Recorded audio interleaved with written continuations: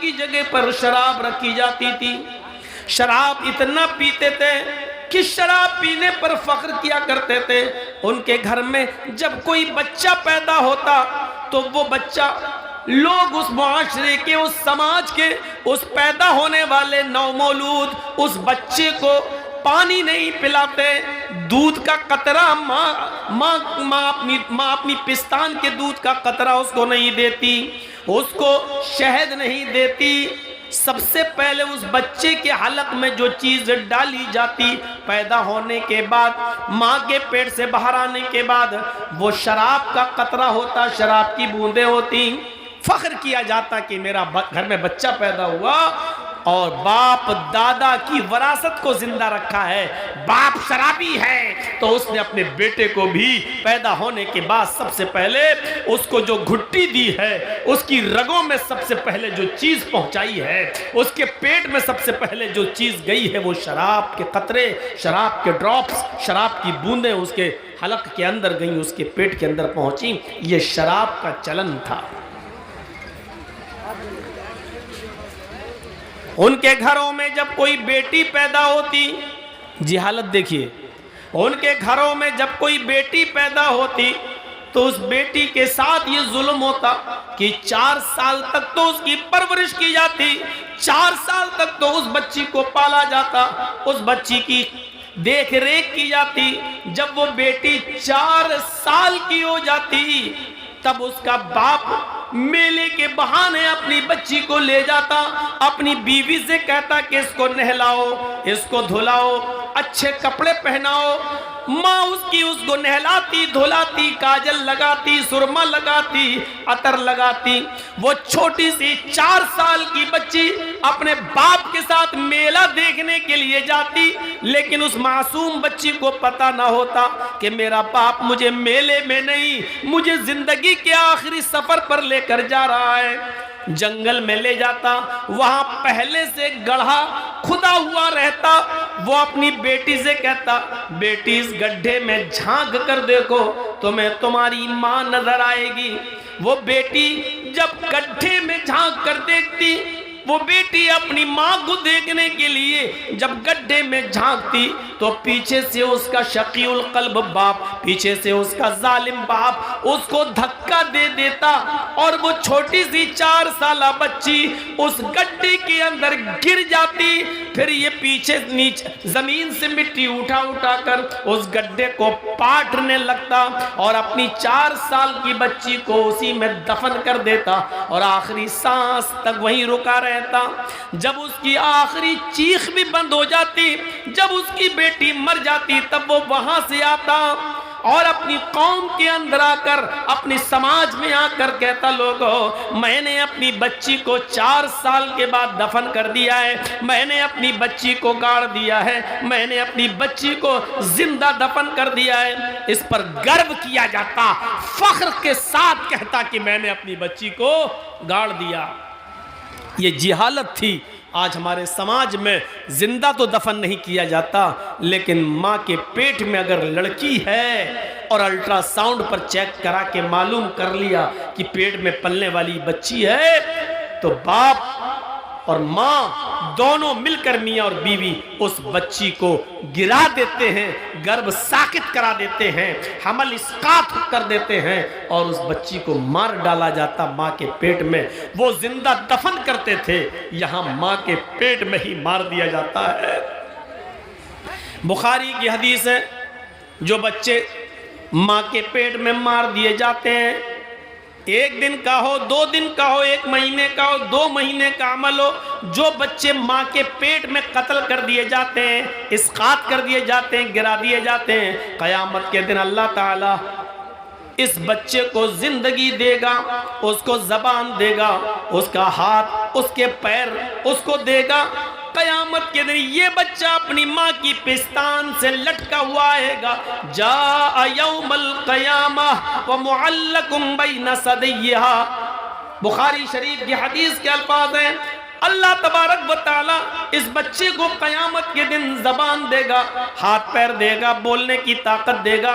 ये बच्चा अपने माँ की पिस्तान से लटका हुआ आएगा, अपनी माँ का दूध पी रहा होगा, अपने माँ की पिस्तान से दूध को चूस रहा होगा। फिर अल्लाह उसको इजाजत देगा, आए मेरे बंदे, तुझे कुछ कहना है तो कहे, तुझे कुछ अर्ज करना है तो मेरे सामने अर्ज कर, तुझे कुछ बोलना है तो बोल। वो छोटा सा मासूम बच्चा जो दुनिया में माँ के पेट में मार दिया गया, माँ की पिस्तान छोड़ेगा, जबान चलाएगा, चीख कर कहेगा, यकूल या रब्बी हाज़िही उम्मी क़तलतनी, अल्लाह ये मेरी माँ है जिसने दुनिया में मुझे कत्ल कर दिया था, अल्लाह ये मेरी माँ है जिसने दुनिया में मुझे मार डाला था, अल्लाह ये मेरी माँ है जिसने दुनिया में मेरी जान ले ली थी, अय अल्लाह ये दुनिया में मेरी ना हुई तो आज इसका मत बन, अय अल्लाह इसने दुनिया में मेरी हिफाजत नहीं की, आज तू इसकी हिफाजत मत कर, अय अल्लाह इसने दुनिया में मुझे कत्ल कर दिया था, तू आज इसको मेरी माँ को जहन्नम के अंदर डाल दे, अय अल्लाह मेरी माँ को तू जन्नत में दाखिल मत कर।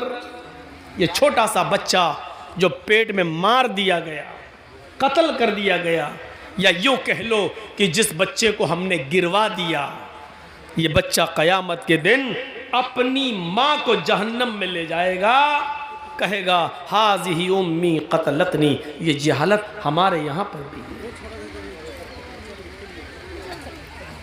ये अरब के अंदर भी सारी जहालतें थी। जब ये जहालतें आम हो गई तब अल्लाह ने मुहम्मदुर रसूलुल्लाह सल्लल्लाहु अलैहि वसल्लम को इस दुनिया में मबऊस फरमाया।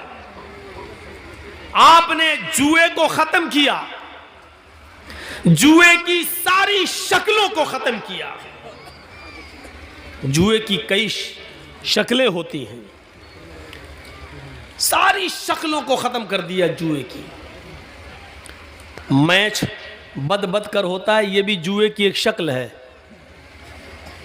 मसलन 5-5 हज़ार रुपये बदलिए, अगर तुम जीत गए तो 5 हज़ार हम देंगे, हम जीत गए तो 5 हज़ार तुम दोगे, ये जुए की एक शक्ल है।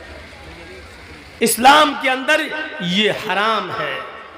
कबड्डी खेल रहे हैं, तुम जीत गए तो हम तुम्हें 5 हज़ार देंगे, हम जीत गए तो तुम हमें, ये टीम हमें 5 हज़ार देगी। ये जुए की एक शक्ल है जो हराम है। और एक जुए की शक्ल वो भी है केबीसी, कौन बनेगा करोड़पति, ये भी जुए की एक शक्ल है। इस्लाम ने जहां बहुत सी चीजों को मना किया है नाजायज तरीके से माल खाने, उसमें एक ये शक्ल भी है। कभी कभी आपने देखा होगा, हमारे यहाँ तो उसको पत्ती बोलते हैं, लॉटरी, आपके यहाँ उसको जो भी बोलते हो। ऐसा होता है कि 1-1 हज़ार रुपए के 20 मेंबर बन गए, 1-1 हज़ार रुपये हर महीना देंगे, 20 आदमी हैं, अब 20 हज़ार रुपये इकट्ठा हो गया। अब वो किसी एक को देना है तो उसकी बोली लगती है, तो कोई कहता है साहब 16 हज़ार, कोई कहता है 18 हज़ार, कोई कहता है 15 हज़ार, यानी मुझे इतना दे दो। तो जो सबसे ज़्यादा बोली लगाता है, मसलन किसी ने कह दिया कि हमें 14 दे दो, और 14 से नीचे कोई नहीं आया, तो आपने उसको 14 हज़ार दे दिया। अब कितना बचा? आया 20 हज़ार, 1-1 हज़ार सब ने दिया, आपको मिला कितना? 20 में 14 हज़ार में पत्ती बिक गई, वो रकम बिक गई, आपने उसको दे दिया 14 हज़ार। अब बचा कितना? 6। वो 6 हज़ार रुपये सारे कैंडिडेट में बराबर बराबर बांट दिए जाते हैं। ऐसे जो सबसे पहले खरीदता है उसको 14-15 हज़ार मिलते हैं, और जो सबसे लास्ट में लेता है उसको पूरा 20 हज़ार मिलता है। लेकिन हर महीने उसको प्रॉफिट मिलती रहती है, जितने में वो पत्ती बिकती है, वो रकम बिकती है, वो बराबर बराबर तकसीम होती रहती है। ये भी हराम कमाई की एक किस्म है, ये भी जुए की एक बदतरीन किस्म है, ये भी नाजायज और हराम माल की एक किस्म है जो आज चल रही है। हाँ, कुरान अंदाजी होती है तो वो ठीक है। मसलन 20 आदमियों ने 1-1 हज़ार रुपये दिया, 20 हज़ार। अब किसी एक को देना है तो 20 पर्चियाँ डालिए, एक पर्ची उठाइए, जिसका नाम निकले उसको आप दे दीजिए। उसमें ना आप कम दे रहे ना ज़्यादा, 20 हज़ार उसको मिल रहा है। जिसका नंबर आता जाएगा उसको मिलता जाएगा, यहाँ तक कि आखिरी आदमी तक को भी 20 ही हज़ार मिलेगा। ये जायज़ है। लेकिन उसको बेचना और बचे हुए रकम को सारे कैंडिडेट के अंदर और मेंबरों में बांटना, ये हराम है। तो ये चीज़ चलती थी। अल्लाह के नबी आए तो आपने जुए की सारी शक्लों को हराम करार दे दिया। इन्नमल खम्रु वल मैसिरु वल अंसाबु वल अज़लामु रिज्सुम मिन अमलि शैतान फज्तनिबूहु लअल्लकुम तुफ्लिहून। सारी जुए की शक्ल को हराम करार दे दिया।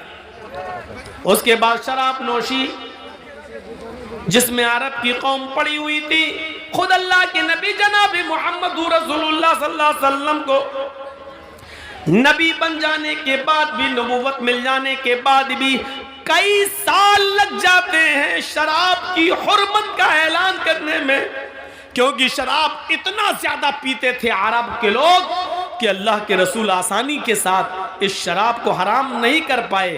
आपको भी बहुत दिन लग गए, कई साल लग गए, मुख्तलिफ अदवार से गुजरना पड़ा।